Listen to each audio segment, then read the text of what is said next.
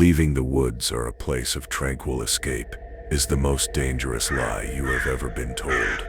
It is a comforting falsehood, whispered by a world desperate to believe that it has tamed every shadow, mapped every abyss, and silenced every ancient hunger. I once held that belief, a fragile shield of naivety, until a vision shattered it into 1,000 pieces, like a cracked mirror reflecting a face that was no longer my own. I saw not a forest, but a breathing entity, its roots like veins pumping black ichor through the soil, its leaves like a million unblinking eyes, and its silence was not empty. It was waiting, it was listening. The stories you are about to hear are not fictions designed to entertain. They are echoes, fragments of souls caught in the teeth of that ancient place, warnings etched in dried blood and cold ash. The path into the woods is always an act of trespass. You walk on ground that remembers things your history has forgotten, things that predate gods and devils, and even the first flicker of human consciousness. Every snapping twig under your boot is a bone breaking in the memory of the earth. Every rustle in the undergrowth is a whisper you were not meant to hear.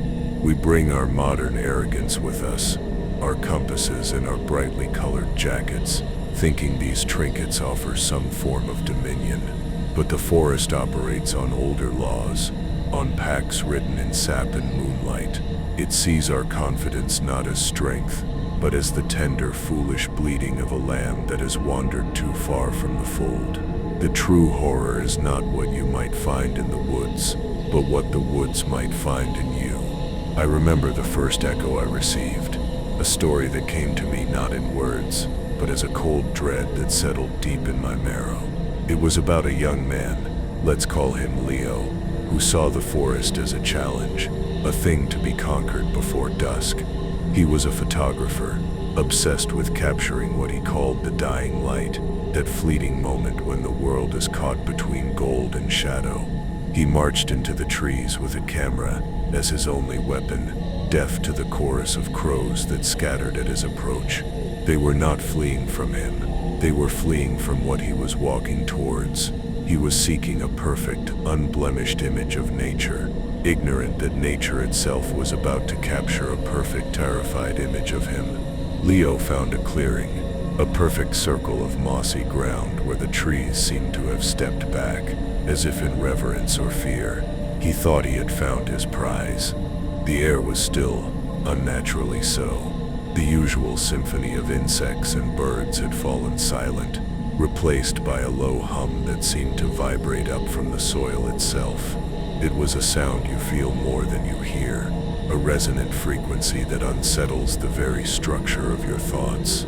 He raised his camera, framing the scene, but the lens showed him something his eyes had missed.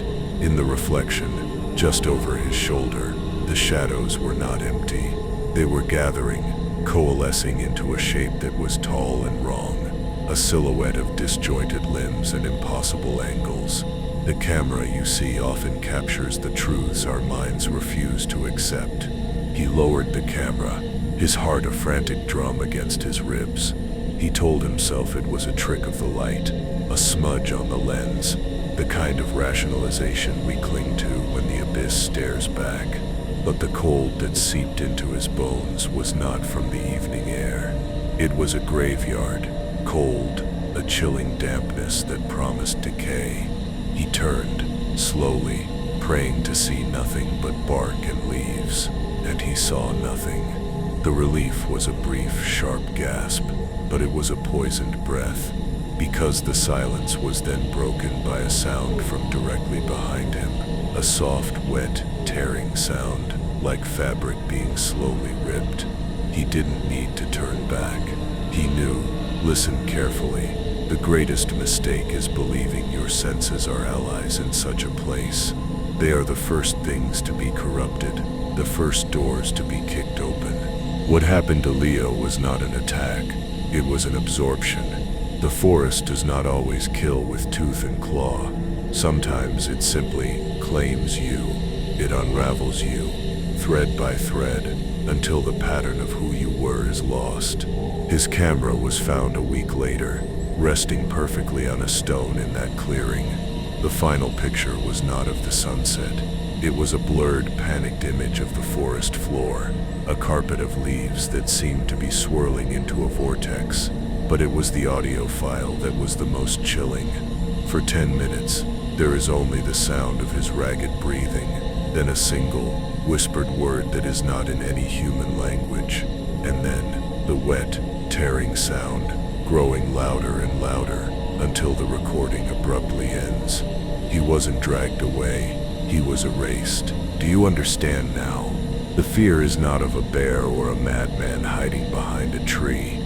That is a simple primal fear, a fear the forest finds almost quaint. The true soul-shredding terror is the realization that the rules of reality are thin here, that the very ground you stand on is hungry, and that you are utterly, hopelessly insignificant. The forest is a place of profound and ancient magic, and like all magic, it is ambivalent to your survival. Your life, your sanity, your very soul are nothing more than potential kindling for a fire you will never see. Every soul that joins us here feeds the voice that whispers from the darkness. Subscribe and let the shadows know you are one of us. Let them know you have chosen to listen. Now let us turn our gaze to another soul who heard the whispers and mistook them for the wind. Her name was Elara, a geologist who believed the world could be explained through strata and sediment, through the cold, hard logic of rock and time. She entered a different wood, one notorious in local lore, a place the old maps marked with a broken cross, a symbol cartographers used to denote unreliable ground. She laughed at this, at the superstition of her ancestors. She was there to take core samples, to read the history of the earth in cylinders of dirt and stone. She did not realize she was about to become a part of that history, a footnote in a chapter written in fear. Elara set up her equipment near an ancient gnarled oak, a tree so old, its bark looked like 100 screaming faces melted together. The locals called it the hanging tree, though no one had been hanged there for centuries. The name, they said, was not about what had been done to the tree, but what the tree itself did. As she worked, drilling into the earth, she felt a strange resistance. The ground beneath the oak was unusually hard, almost like solid bone. The air grew heavy, thick with the smell of ozone and damp cellar earth, a scent of things long buried and best left undisturbed. Her instruments began to malfunction, the compass spinning wildly, the GPS unable to find a signal. As if she had stepped into a dead spot on the skin of the world. She pulled up the first core sample, expecting to see layers of clay and rock. Instead, the cylinder was filled with a dark, fibrous, almost muscular tissue, threaded through with what looked like hair, black, coarse hair that was inexplicably still warm to the touch. A cold dread, a feeling she could not quantify with her science, began to crawl up her spine. She told herself it was a strange peat formation, a bizarre fungal growth. But when she extracted the second sample, from a few feet away, it was the same.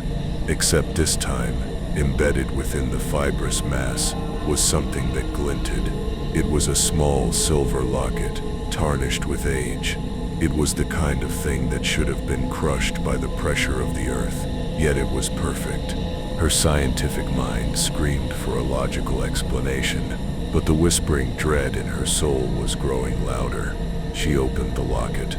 It was empty, a hollow silver heart, but the moment her skin touched the metal, a jolt, cold and sharp, shot up her arm, and a vision flooded her mind, not a memory, but an experience. She saw the clearing not as it was, but as it had been. Dozens of people, their faces pale with terror, standing in a circle around the oak. They weren't hanging from its branches, they were being pulled into them. The wood was soft, yielding, the branches like fleshy tentacles wrapping around them, drawing them into the trunk which had split open like a grotesque mouth. She was not just seeing it, she was feeling it. The splintering of bone, the hopeless struggle, the final muffled scream as they became one with the tree. She stumbled back, dropping the locket, her breath coming in ragged sobs. The tree was no longer just a tree. She could see it now, the faint outlines of faces in the bark, their silent screams trapped forever in the wood.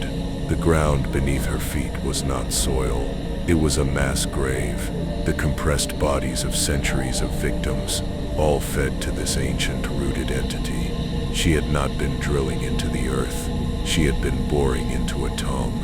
Listen closely, some places are not just haunted by the dead, some places are the dead. They are monuments of agony, and to disturb them is to awaken an appetite that has never truly slept. The forest had shown her a truth far older and more terrible than any rock formation. Elara fled. She left her equipment, her research, everything. She ran without looking back, the sound of splintering wood, and a low, guttural moaning seeming to come from the oak tree behind her. She never returned to that profession. She could no longer look at the earth without imagining what lay beneath, what horrors were compacted into the silent, waiting dark. The world was no longer a collection of explainable phenomena. It had become a thin crust over an abyss of incomprehensible things. The broken cross on the map was not a warning about bad soil. It was a plea to forget, a plea to stay away, a place of such profound wrongness that even the cartographers of old could only mark it with a symbol of desecrated faith. The cold you feel right now, that sudden urge to check over your shoulder, that is the echo of Elara's terror reaching you across time. It is the tree's hunger, rippling outwards. Do you feel this dark message was meant for you? Was it a silver locket you found? A strange formation in the earth? A place you were warned away from but entered anyway? Let the darkness know you are listening. Share your own echoes in the comments below, and let us bear witness together to the truths that hide in the deep woods. The shadows read every word, and they remember those who pay attention. Let's descend deeper now, into a different kind of darkness, one that wears a familiar face. Consider the story of a group of friends, 4 of them, who went camping. This is a tale that begins with laughter and the warmth of a bonfire, a story woven into the very fabric of our culture. But the fire we build in the woods is an act of defiance, a tiny flickering fist raised against an overwhelming darkness. It pushes the shadows back a few feet, but it also serves as a beacon. It says, here we are, warm, alive, vulnerable. It is an invitation, and sometimes, things that lurk in the infinite dark are SVP. Their names were Marcus, Chloe, Ben, and Sarah. They were young, filled with the casual immortality of youth. They chose a spot deep in a national park, miles from any road, seeking an authentic connection with nature. They pitched their tents, shared stories, and drank beer as the stars began to prick the velvet canopy above. The woods around them were a black wall, absolute and impenetrable. The only sounds were their own voices and the crackle of the flames. But as the night wore on, another sound began to creep in at the edges of their hearing. A soft, rhythmic tapping. Tap, tap, tap, tap. It was distant, easy to dismiss as a woodpecker or a falling branch, but the tapping didn't stop. It grew closer, more deliberate. It was no longer the random percussion of the forest, but the measured cadence of something with eye intent. Ben, the practical one, shone a flashlight into the trees. The beam cut a weak tunnel into the oppressive blackness, illuminating nothing but a chaotic lattice of branches and leaves. Yet the moment the light hit the trees, the tapping stopped.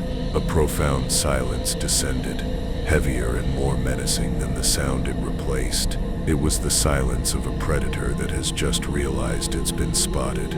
They held their breath, every sense straining, listening to the frantic beating of their own hearts. After a minute that stretched into an eternity, the tapping began again. But this time, it was different. It was coming from multiple directions at once. Tap, tap, from the left. Tap, from the right. A slow, almost conversational rhythm from behind them. Panic began to curdle the edges of their drunken bravado. They huddled closer to the fire, its comforting glow now feeling like a tiny, fragile island in a sea of hostile black. Marcus shouted into the darkness, a mix of fear and anger in his voice. "Who's there? This isn't funny." The only reply was the immediate cessation of all tapping, followed by a new sound. The sound of a young woman humming a lullaby. It was a beautiful, haunting melody, but it was utterly, terrifyingly out of place. It seemed to come from everywhere and nowhere at once. A disembodied voice weaving through the trees. Sarah began to cry, convinced it was the ghost of a lost child. Chloe, however, recognized the tune. It was a lullaby her own mother used to sing to her, one she hadn't heard in 20 years. A deeply personal, intimate memory plucked from her mind and turned into a weapon against her. This is the cruelest trick of the ancient woods. It does not always show you a monster. Sometimes it shows you yourself. It finds the broken crosses inside your own soul, the memories you have buried, and it uses them to pry you open. The humming was a key, turning a lock deep inside her psyche. Driven by a strange mix of terror and a bizarre, inexplicable nostalgia, Chloe stood up and walked towards the sound, towards the edge of the firelight. Her friends screamed for her to come back, but she was in a trance, her face pale in the flickering light. "I know that song," she whispered. "I know her." She took one step into the darkness, beyond the circle of safety. For a moment, she was just a silhouette against the black wall of the forest. Then she was gone. Not dragged, not pulled. She simply vanished, as if the darkness had inhaled her. The humming stopped. The tapping did not return. The rest of the night was spent in a state of shrieking, frozen terror, the three remaining friends feeding the fire, until it was a raging pyre, their only defense against a silence that was now filled with Chloe's absence. They were found at dawn by a park ranger, huddled together, incoherent with fear. An extensive search was launched for Chloe. They found nothing. No tracks, no sign of a struggle, not a single thread from her clothing. It was as if she had dissolved into the very air. The official story was a tragic accident, a disoriented hiker lost to the elements. But Marcus and Ben and Sarah knew the truth. They knew that something in the woods had called to Chloe, using a key cut from her own childhood, and she had answered. She had not gotten lost. She had been collected, a chilling addition to the forest's vast and silent repertoire. They never went camping again. They could no longer bear the darkness or the silence. This story is a stark reminder. The woods are a mirror. They reflect not only the moonlight, but also the contents of your own heart. If you enter with fear, it will give you terror. If you enter with grief, it will give you despair. And if you enter with a hidden, forgotten memory, a melody from a long-lost lullaby, it may just decide to sing it back to you.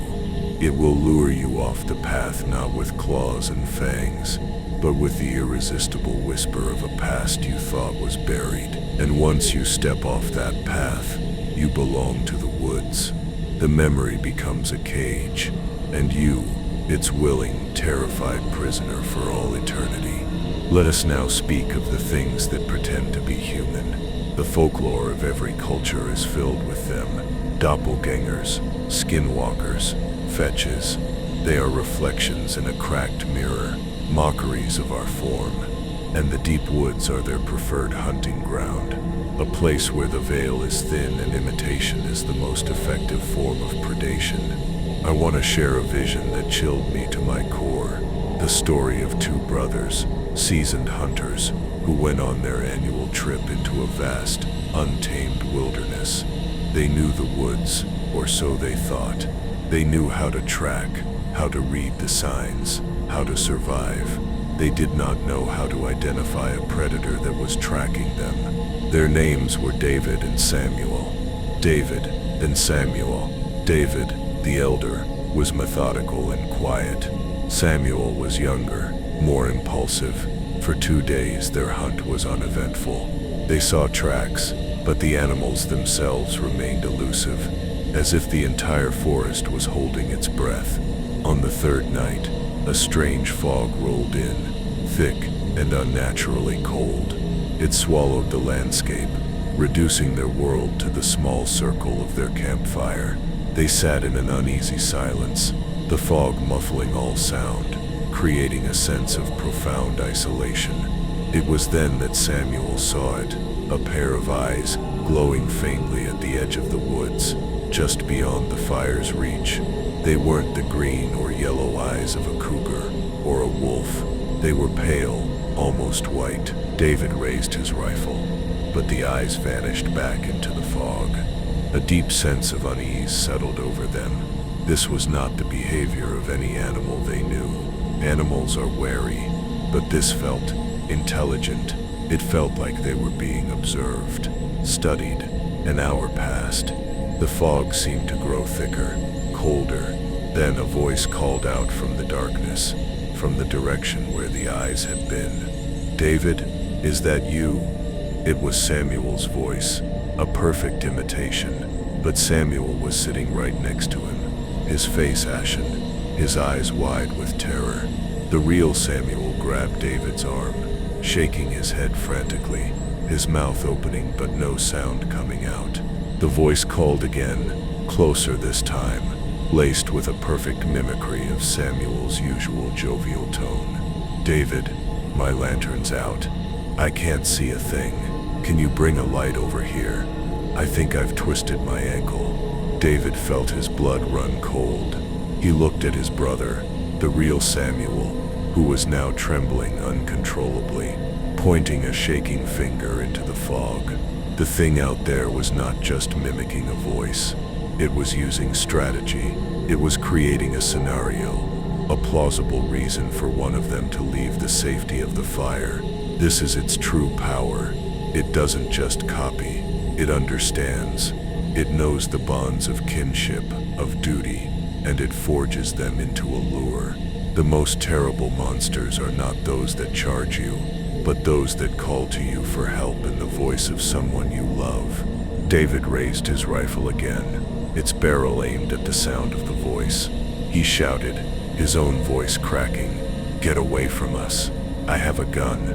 There was a moment of silence, then a chilling guttural chuckle that was not human at all. The voice spoke one last time, no longer pretending to be Samuel, but something else entirely.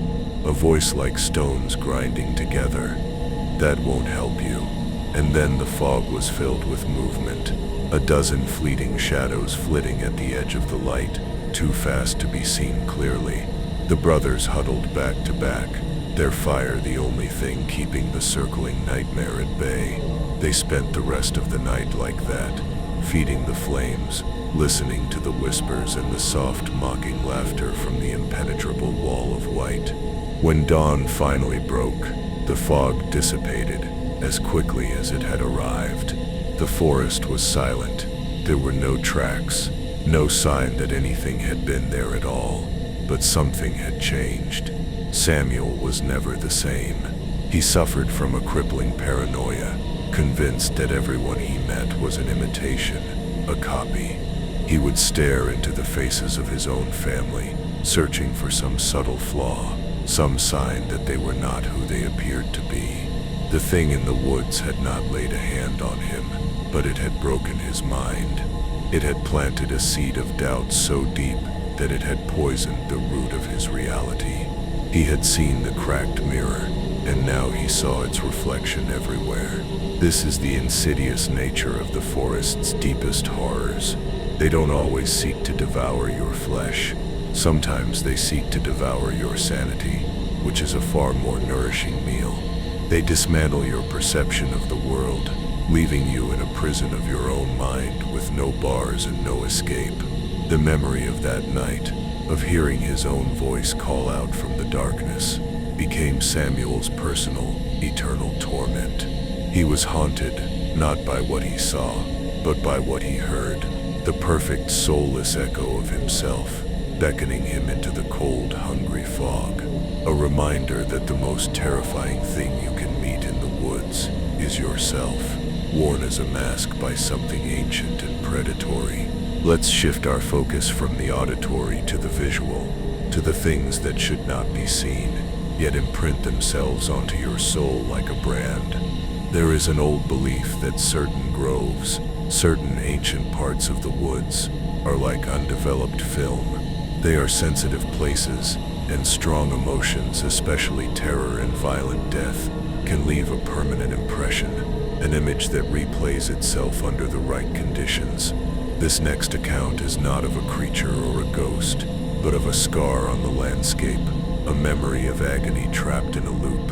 It concerns a hiker, a woman named Maya, who went searching for a legendary waterfall deep within a state park.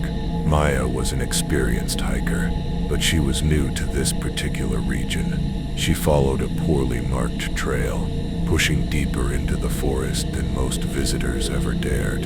The woods here felt different, older. The trees were massive, their canopies so thick that they turned midday into a perpetual twilight. The air was cool and smelled of moss and decay. It was here, in this deep green gloom, that she began to see things. At first, it was just flickers in her peripheral vision, a flash of movement, a trick of the light and shadow. She dismissed it, knowing that the mind can play tricks in unfamiliar environments. But the flickers became more defined. She would see the shape of a person, a tall, gaunt man in old-fashioned clothing, standing motionless among the trees, hundreds of yards away. Whenever she tried to focus on him, he would be gone, not vanishing, but simply not there, as if he had been a smudge on the lens of her eye. Yet the feeling of being watched intensified. It was a cold, clinical observation, devoid of emotion.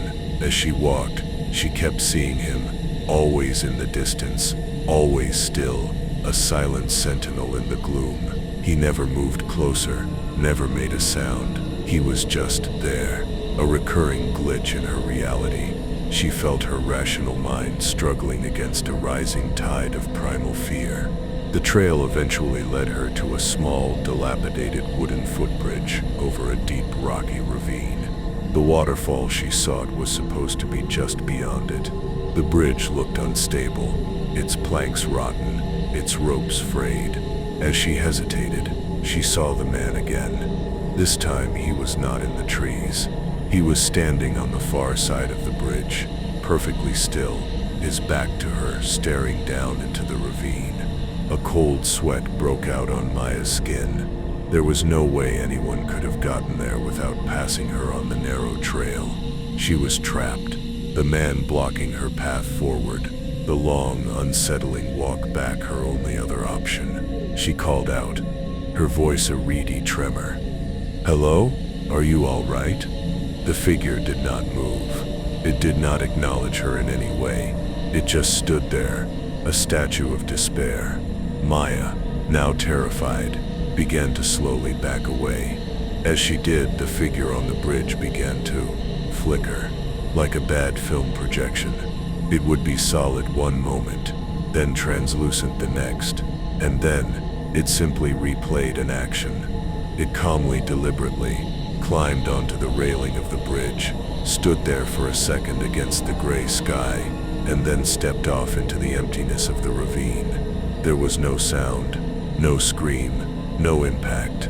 The figure just fell, and as it did, it faded away before it reached the bottom. Maya stood frozen for a full minute, her mind screaming. Then, to her absolute horror, the figure flickered back into existence on the far side of the bridge. in the exact same spot, staring down into the ravine once more. It was a recording, a psychic stain left on the very fabric of the place. She was witnessing a suicide, a moment of ultimate despair, trapped in a perpetual loop for any sensitive soul who wandered too close. Beware the places of great sorrow. They are wounds on the earth that never heal. The energy of the trauma lingers, and it can bleed into you. You think you are a witness, but the loop can ensnare you, make you a part of its endless silent scream. She had stumbled into a theater of the dead, and the performance was for her alone. She didn't just walk away. She fled. She ran blindly back the way she came, tripping over roots, her lungs burning, the image of the falling man seared into her memory. She didn't stop until she burst out of the trailhead into the bright, indifferent sunlight of the parking lot. She never hiked alone again. For months afterward, she would see him in her peripheral vision, standing at the end of a hallway, across a busy street, reflected in a dark window. The psychic echo had latched onto her. She had carried a fragment of the forest's sorrow back with her into the world, a permanent flickering ghost on the edge of her own vision, a chilling reminder that some things, once seen, can never be unseen. This brings us to a crucial point, a truth that whispers from the cold ashes of these experiences. The forest does not always need to manifest a physical threat to destroy you. It has more subtle, more patient weapons. It can use isolation, disorientation, and the power of suggestion to turn your own mind against you. It can make you the author of your own demise. Consider the tale of a lone camper, a man named Ethan, who prided himself on his minimalist survival skills.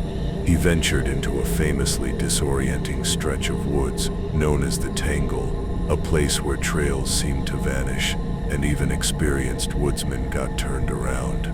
Ethan set up a Spartan camp, confident in his abilities. He had a compass, a map, and years of experience. But the Tangle plays by different rules. On his second day, he went for a short hike, marking his trail with small stone cairns. When he turned to go back, the cairns were gone. Not knocked over, but vanished, as if the ground had swallowed them. A flicker of unease, which he quickly suppressed. He trusted his compass, but the compass needle was spinning lazily, useless. He was unnerved, but still confident he could navigate by the sun. But a thick, low-lying cloud cover had rolled in, obscuring the sky. The forest was actively working against him, stripping away his tools one by one. He spent the next few hours trying to backtrack, but every direction looked the same. The trees seemed to shift and rearrange themselves when he wasn't looking. A peculiar rock formation he used as a landmark would appear in front of him, then behind him. The silence was absolute, broken only by the sound of his own increasingly ragged breathing. Panic, a cold and oily thing, began to seep into his veins. He was not just lost, he was being toyed with. The forest was a labyrinth, and its walls were moving. He felt a sense of malevolent intelligence behind it all, a silent, mocking game being played at his expense. By nightfall, he was exhausted, thirsty, and utterly defeated. He huddled at the base of a tree, the darkness pressing in on him like a physical weight, and then he heard the whispers. Faint at first, like the rustling of leaves, but they slowly formed into words, fragments of his own thoughts. His fears, his regrets, the secret, shameful things he kept locked away in the deepest corners of his mind. The forest had peeled back his skull and was reading the contents. "You're going to die here," it whispered in his own voice. "No one will ever find you. You were never good enough. A failure." The psychological torment was relentless. The whispers were his own insecurities, amplified and given voice by the suffocating woods.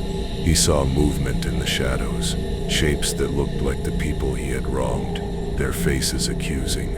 The forest wasn't just trying to kill his body, It was methodically dismantling his spirit.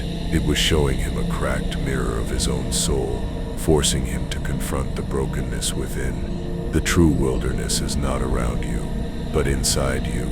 The forest knows this. It knows that the easiest way to break a person is not to attack them, but to make them break themselves. It holds up a mirror and forces you to look, until you can no longer bear the reflection. By the third day, Ethan was delirious. He was found wandering in circles by another group of hikers, miles from where he thought he was, muttering to himself, his eyes hollow with a terror that had nothing to do with being lost. He had been found, but a part of him remained trapped in the tangle, forever listening to those whispers. He was a shell, haunted by the echo of his own self-loathing, a sound he first heard in the malevolent silence of the woods.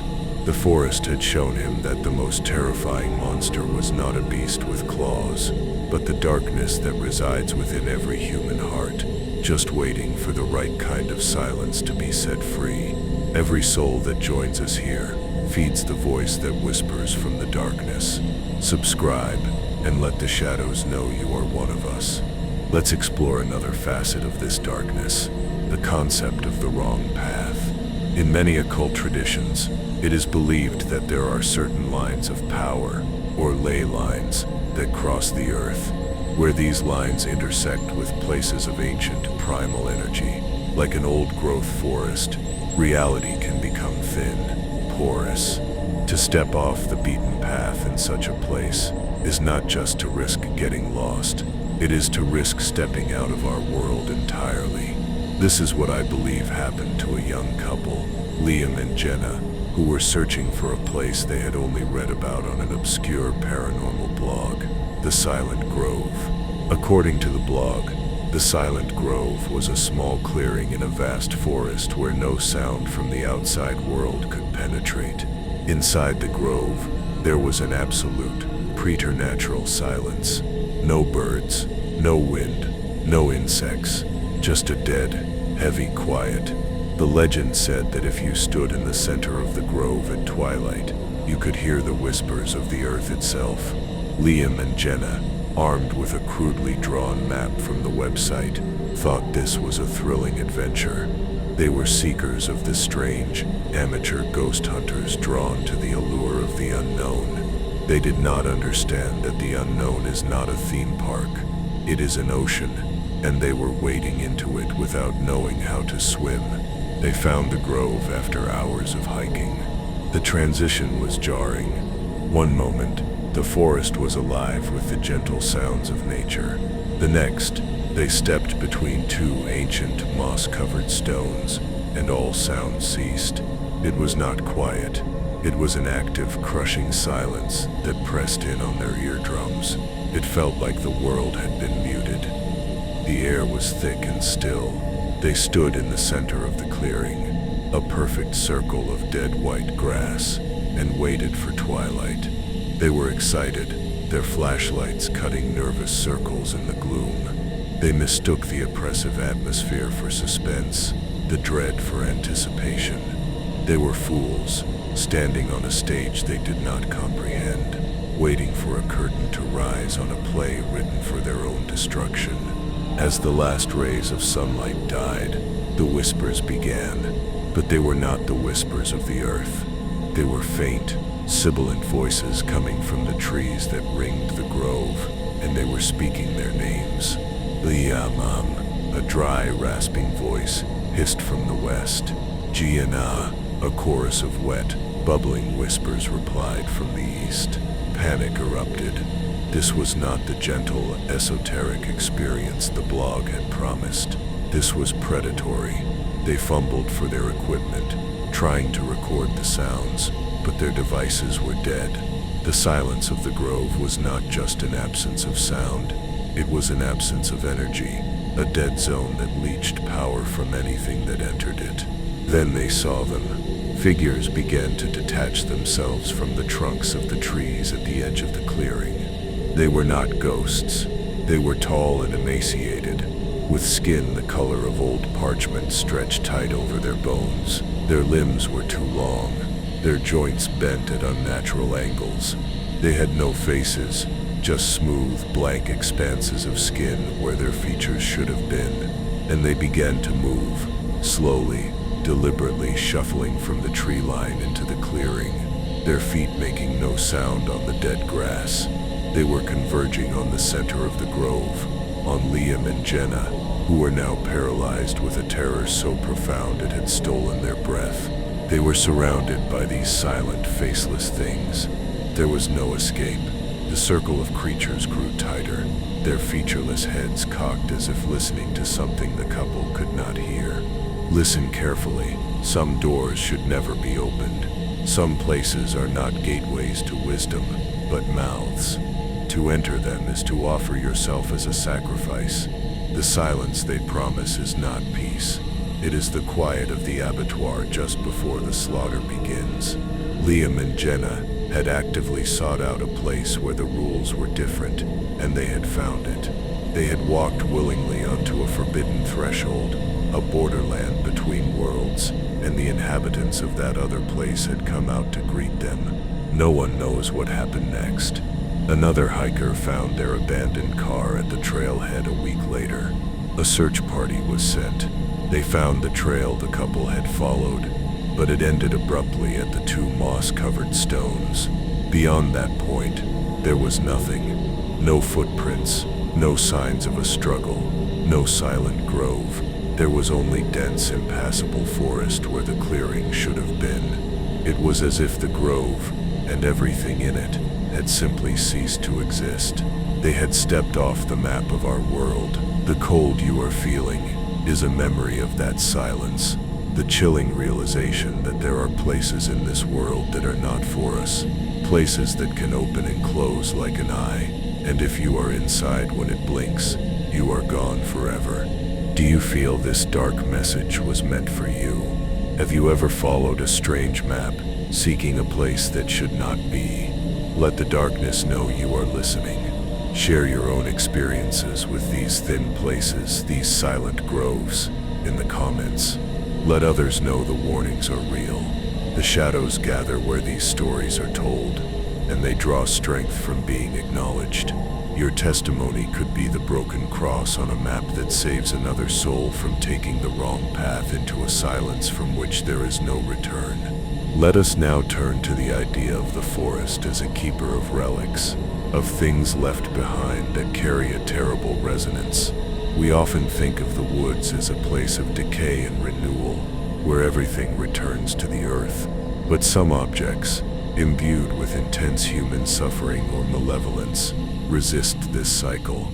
They become focal points of dark energy, anchors for the horrors that created them. I speak now of a park ranger, a man named Frank, who worked in a national forest for 30 years.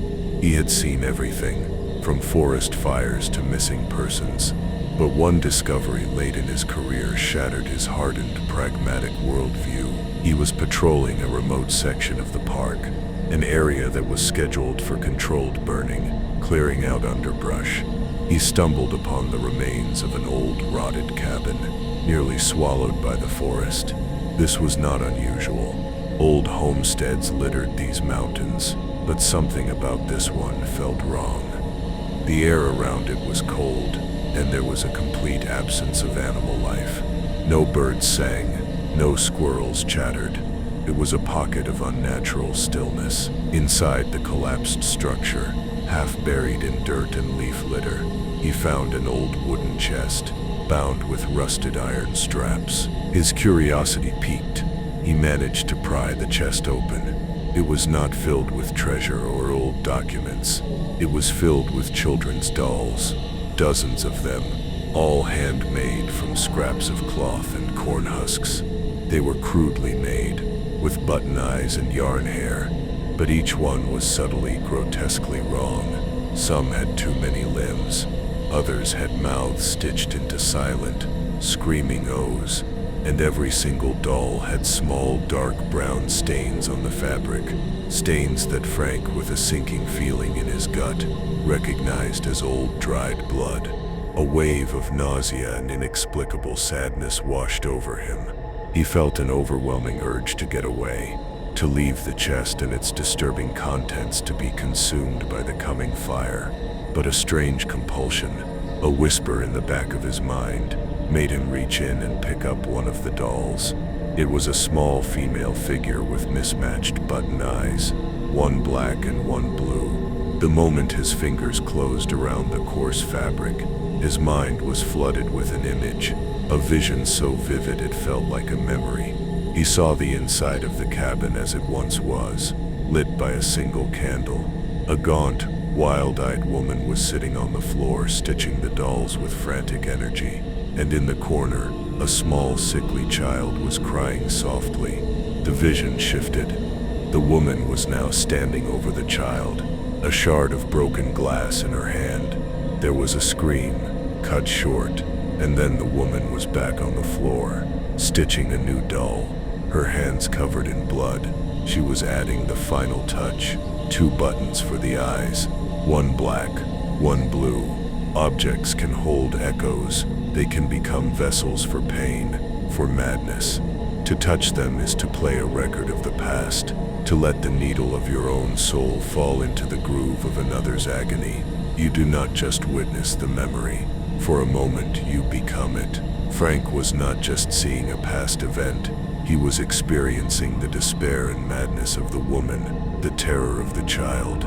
He threw the doll down as if it had burned him, stumbling out of the ruined cabin, gasping for air. He felt psychically violated, tainted by the horror he had touched. He reported the sight, and a forensic team was sent in. They unearthed the skeletal remains of several children buried beneath the cabin floor. The story was a local tragedy from over a century ago. A woman driven mad by isolation and famine, who had sacrificed her own children in some dark, forgotten ritual. The dolls were not toys. They were effigies. They were containers for the spirits of the children she had murdered. Frank retired a year later. He could never shake the feeling of that vision, the chilling residue of that woman's madness. He suffered from terrible nightmares. He would see the mismatched button eyes of the doll staring at him from the darkness. He had touched an object of concentrated evil, and it had left a splinter in his soul. The controlled burn eventually went ahead, and the cabin and its secrets were reduced to cold ash. But one has to wonder if fire is enough to cleanse such a profound stain. Or did the smoke simply carry those tortured whispers further into the forest, waiting for another unfortunate soul to breathe them in? A chilling testament to the fact that some things should remain buried, and some boxes should never be opened.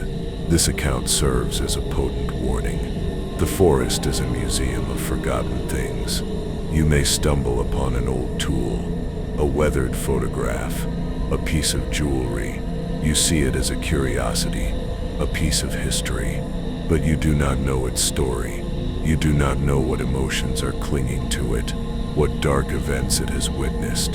To pick it up is to invite that history into yourself. It is to risk becoming the final page in a story of horror that you did not write.